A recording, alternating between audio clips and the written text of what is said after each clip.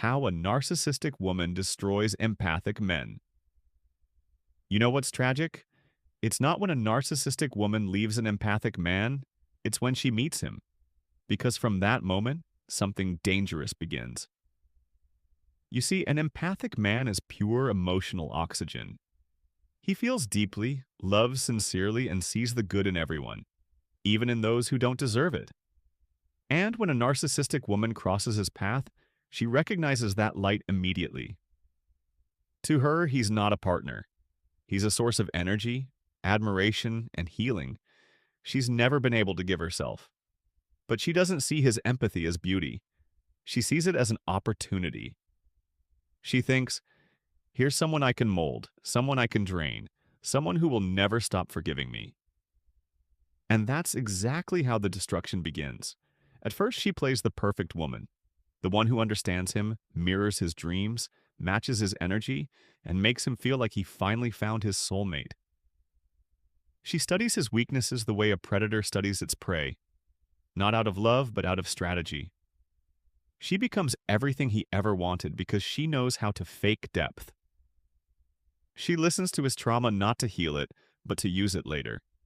She gives him the illusion of connection so strong, he starts to believe destiny brought her into his life.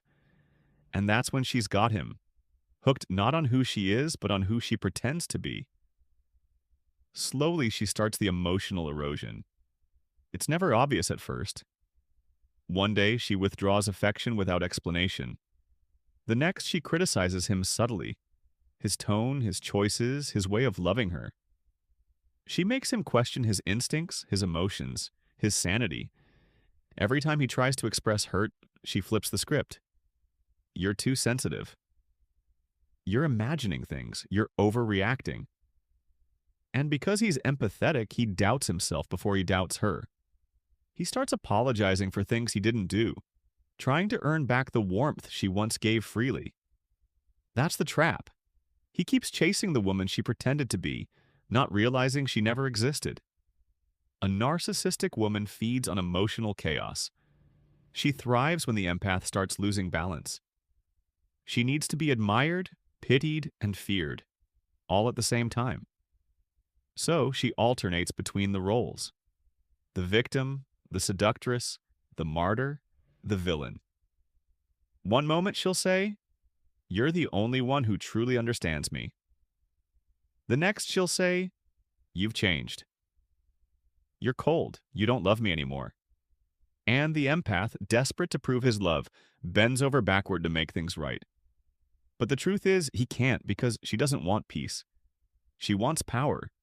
And his empathy gives her exactly that. He starts to shrink. His laughter fades. His confidence dissolves. The man who once brought light into every room now walks on eggshells in his own home. He begins to believe he's the problem. He overthinks every word, every silence, every sigh. And the more he tries to fix things, the more she punishes him emotionally. She'll withdraw, ignore him for days, or flirt with others just to test his reaction. And when he finally breaks, she'll look at him with that cold, satisfied smile, as if saying, "See? You're not so perfect after all." She destroys him not by hating him, but by making him hate himself. But here's the part she never expects. An empath can endure a lot, but once he wakes up, there's no going back. The moment he realizes that her love was conditional, her affection transactional, and her words manipulative, something inside him snaps. Not in anger, but in clarity. He starts to see every lie she told as a mirror of her own emptiness. He stops explaining himself, stops apologizing, stops chasing the ghost of who she once pretended to be. And to a narcissistic woman, that's the ultimate betrayal, because indifference kills her more than hate ever could. When he finally leaves, she doesn't mourn him. She mourns the control she lost. She'll rewrite the story, play the victim to others, and try to provoke him from afar. She wants to know he still feels something, even pain. But he's already changed.